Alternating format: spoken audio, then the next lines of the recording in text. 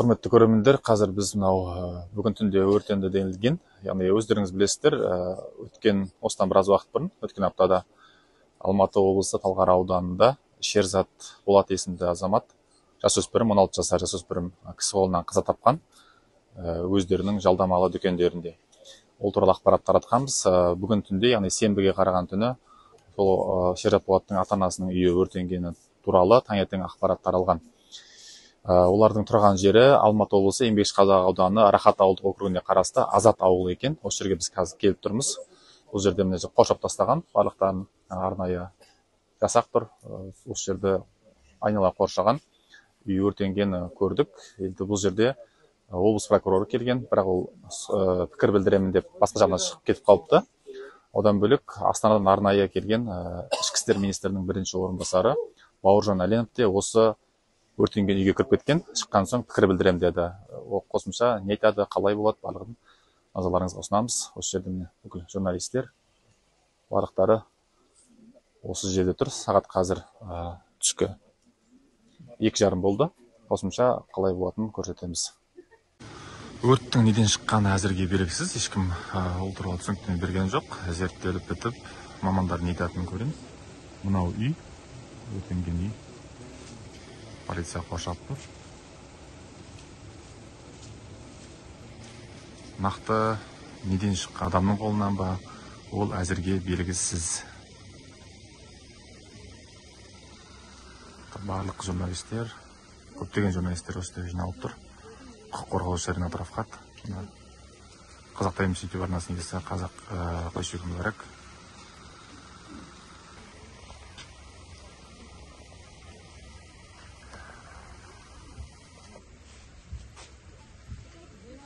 Әлі де осы жерде бір полиция қызметкерлері, прокуратура, барлықтары, төтенше жағдай қызметі қазір жарық бойынша, яғни келіп тұр, Алатау жарық компаниясы.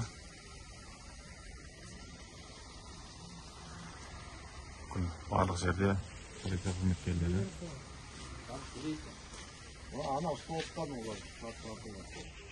Алатау жарық компаниясы қызметкерлері кіріп кетті.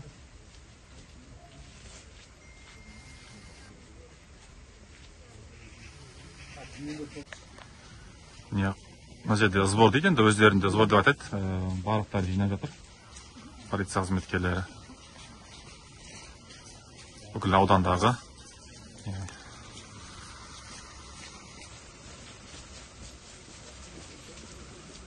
құқық қорғаушы Ринат Рафқат осы жерде бақылап тұр. Өзінің сөзін айтады парақшасында. Халықаралық құқықтық бастама ұйымының қызметкері, қорғаушы. Таңертең бірге келгенбіз. Қазақ Таймс YouTube арнасының иесі осы журналистердің барлықтары осы жерде. Мына сары лентадан асуға болмайды. Полициялар жиналып жатыр әлі.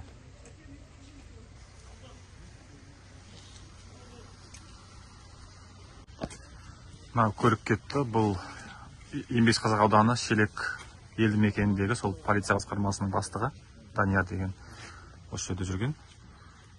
Бұл жерде енді басқа басшыларды білмейміз. Барлығында әлі қаптап жүр. Сараптамаға алынған есік әлі әкетілген жоқ.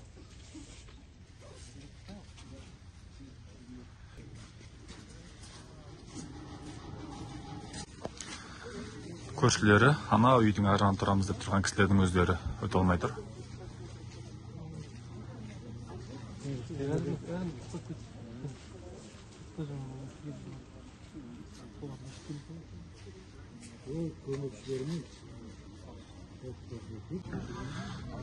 Полиция қызметкерлері заттарды жинап жатыр. Есікті артып қойғанына енді 1,5 сағат өтіп кетті. Қазір енді заттарын салып жатыр. Барлықтарын енді сараптама орталығына алып баратын болар, өйткені сараптаманы басқа жерде жасайды. Дизель отынымен жұмыс істейтін моторды алып кетті.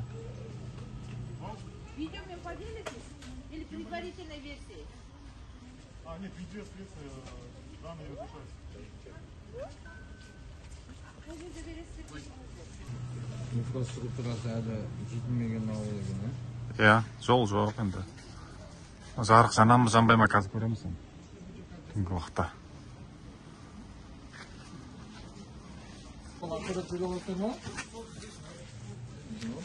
Ешқандай жауап берген жоқ, шығып кетті. Қанша уақыт болып тұрғанда?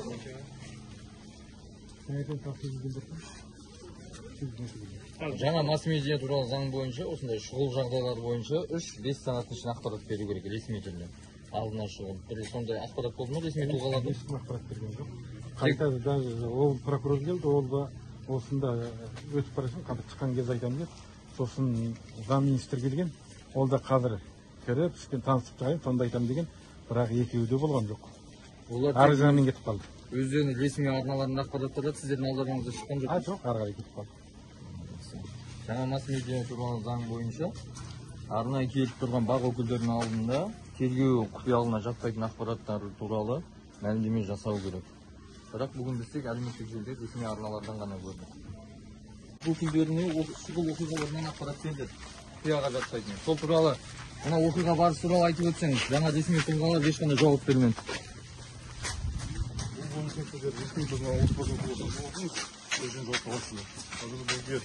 Тергеу барысында еш мәлімет жария етілмейді.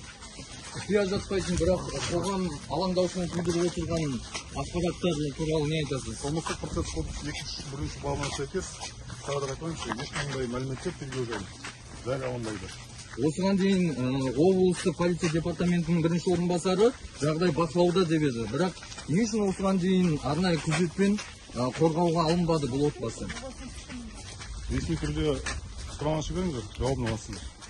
Сұраныс жібердік, осыдан 3 күн болды. Өзіңіз таныстырып Расул Нұржанов болады. Сотқа дейінгі тергеп тексеру басқармасының бастығы Алматы облысы прокуратурасы. Біз сіздерге жолдадық, жауап күтеміз. 3 күн өтті, Заңда көзделген мерзімде жауап береді. Бірақ масс-медиа туралы жаңа заң бойынша шұғыл оқиғадан 3-5 сағат ішінде ақпарат берілуші еді. Ресми түрде жария етіңіз, жауабын аласыз. Мінекей. Өздеріңіз көргендей жауап осылай болды.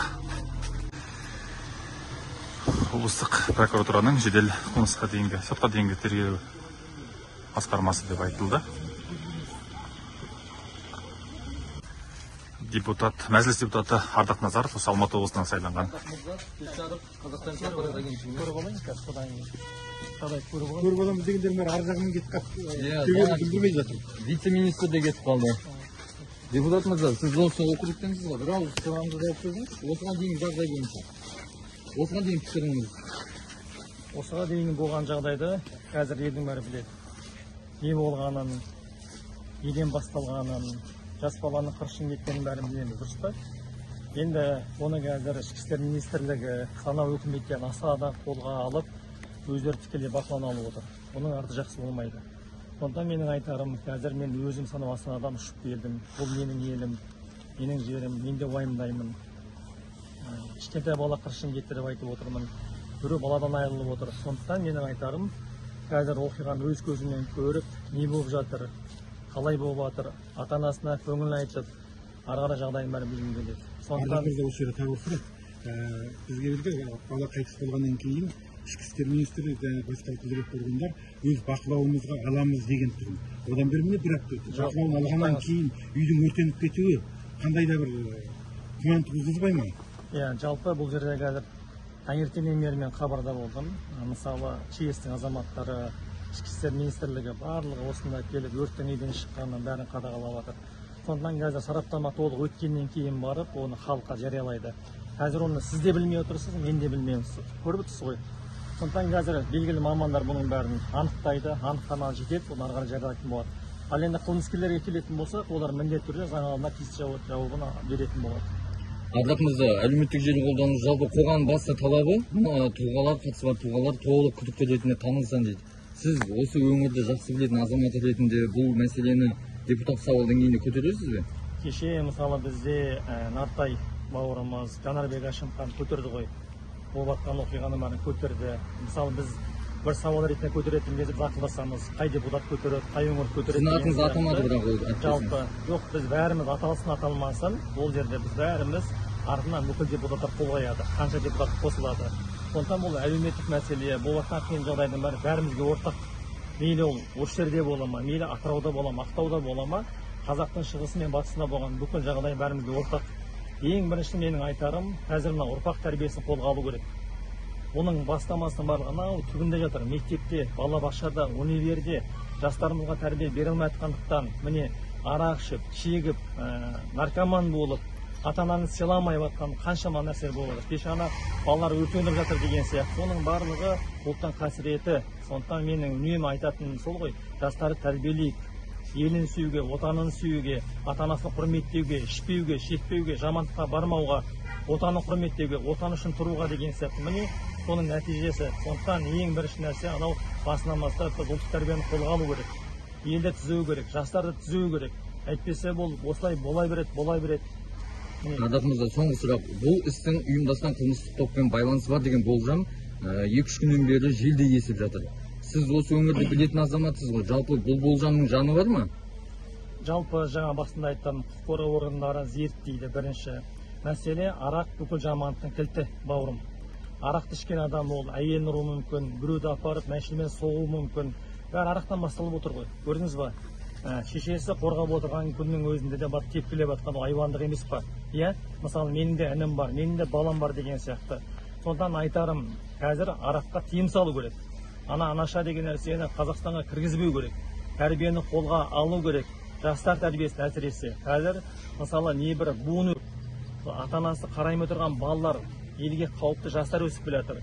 Оларды интернет тәрбиелеп жатыр, TikTok тәрбиелеп жатыр, Instagram тәрбиелеп жатыр. Сондықтан менің қазіргі ең басты қолға алатын нәрсемнің бірі, Астанаға барғаннан кейін де сауал ретінде осы ұлттық тәрбиені, ұлттық болмысымызды, қазақтың жолын, идеологиямызды қолға алмайтын болсақ, бұл өрши береді. Қазір мысалы баланы тудың тастадың, болды, тәрбиесі қайда жатыр. Сондықтан біз кезіндегі ұлы мемлекет едік қой, үлкеннің алдына қиып өтпеген, жамандыққа бармаған. Сондықтан менің де осы жүрегім ауырып, уайымдап келіп отырмын. Қазір міне Ақсақалға барам, көңіл айтамын өзім Алла қаласа. Әрине, құқық қорғау органдары, прокуратура бұл үкімет басшысының тікелей қазір қолына алынып, Алла қаласа бұл жерде бүкіл қылмыстылардың барлығы міндетті түрде олар жазаға тартылады. Неге? Өйткені айуандықпен сондай нәрсеге бару оңай нәрсе емес. Сондықтан оны ешкім қарап жатқан жоқ. Жаңағы министрдің орынбасары Астанаға ұшып келіп жатқан, вице-премьер келіп жатқанның бәрі бекерден бекер келіп жатқан жоқ. Сондықтан бізге не керек? Қазір бейбітшілігімізді, тұрақтылығымызды еліміз сақтап қалу үшін бізге міндетті түрде осындай шаралардың алдын алып, қылмыстыларды жазалап, мына жақта да риза қылу керек. Алдын алмады ғой, өкінішке. Алдын алып жатыр. Қайтыс болған бір аптадан кейін соны енді қайталамаңызшы сұрағыңызды. Қазір жауап бердім ғой мен сізге. Бұның айтарым, сіз депутат ретінде неге осыған дейін Қажаубай мырза жан айқайын жеткізіп әлеуметтік желіде қоқан-лоққы қорқыту әрекеттер болып жатқанын хабарлады. Бірақ неге осыған дейін күзетпен арнайы қауіпсіздік мәселесі қамтылмады? Сіз соны көтересіз бе? Жоқ, талап етіп министрліктен. Мен өзім келдім. Мысалы қазір интернетте қаңқу сөздерге болып жатқан, мысалы Астанада отырып жарияласауға болады дейді. Бірақ мен отырмадым ғой. Мен келдім. Мен қазір бүкіл істің анық қанығына жеткім келеді. Көргім келеді. Көргеннен кейін барып, жаңағы тиісті құзырлы органдармен жолыға отырып, бұл іске кім кінәлі, ары қарай сол қатаң жазалауға мен тасасым келеді. Талап еткім келеді. Және ертең мен үкіметке барғаннан кейін өзіміздің депутаттарға, басшылықтарға бүкіл жағдай жеткіземін. Қашан естідіңіздер? Точно уақытын білмеймін, ұйықтап жатқам. 12:30 екен, бір минут шамасын сағат қараған жоқпын. Өртті. Мен де шықтым, пойызда келді, пожарында келді, өсіп болды. Түн ішінде мына жерде шу болды ма, қалай естідіңіздер? Айқайлады ма біреу? Шу ештеңе болған жоқ. Жеңген көрген терезеден. Ол шыққам. Содан мен шықтым. Ол қай үй? Көрсетші, шамамен қайсы? Мына үй, мына жер. Бұл кәдімгі үй тұрып жатқан адам тұрған үй ма, әлде склад па, не болған бұл прям? Кәдімгі қардаудың үйі. Шерзат бала тұрған үй, өзіңіз Шерзатты білетін беңіз? Жақсы білемін ғой, мынандайынан көз алдым өскен бала. Қандай бала еді? Онда ол баланы айтып қойдым, жақсы бала болса өте жақсы. Аға түнде нөмірсіз көліктер жүрген деген ақпарат тарап жатыр желіде. Одан хабарыңыз бар ма? Осы көршілері көріпті дейді, бірнеше күннен бері осында көліксіз машиналар жүрген дейді. Нөмірсіз. Оны мен білмедім, таңертең жұмысқа кетемін, кешке келемін. Сіздер уже түн ішінде жаңағы 12:30-да уже тұрған кезде мына жер прям қатты қатты Лаулап лаулап жанып жатты, иә? Бірінші шақырған кім пожарныйды? Оны білмедім. Мен шықтым, көршілерім жүр екен, жиналып алған бәрі. Ана мал жақты қарадық, мынадан ғана болды, ана жаққа кетті. Пожарный келді, өшіруге көрді. Қанша уақыт кетті өшіруге, өртті сөндіруге? Шамамен қанша уақытта қалысты? Оны мен есептенетін саналатында. Аға, осында қанша уақыттан бері тұрасыз? Осы елді мекенде, осы ауданда? 10 жылдан ат. Осы елді мекенде, осы ауданда ұйымдасқан қылмыстық топтар бар деген ақпараттар тарап жатыр. Одан хабарыңыз бар ма? Хуторскийлар дегендерді естідіңіздер ме сіздер өздеріңіз? Бұрын естіген жоқсыздар.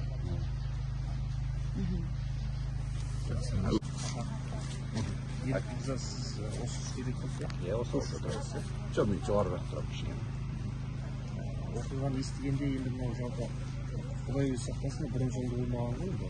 16 жасар баланы 13 адам жай ғана соққыға жықпай жабылып, пышақтап, оның артынан басынан қолтықпен ұрып, басын екіге бөліп тастап, арада 5 минуттен кейін үйін өртеу болды.